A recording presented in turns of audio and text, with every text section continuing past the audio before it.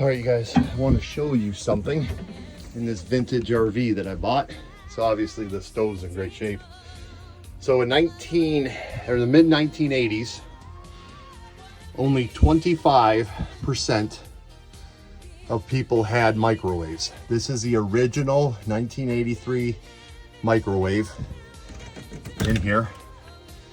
I mean, almost like not even used. 1983. And watch this. I remember this. It works. Oh my God. Look at that. This is definitely a vintage and it is in great shape. But the microwave, 25%, only 25% of Americans had something just like this in the mid 80s. Later.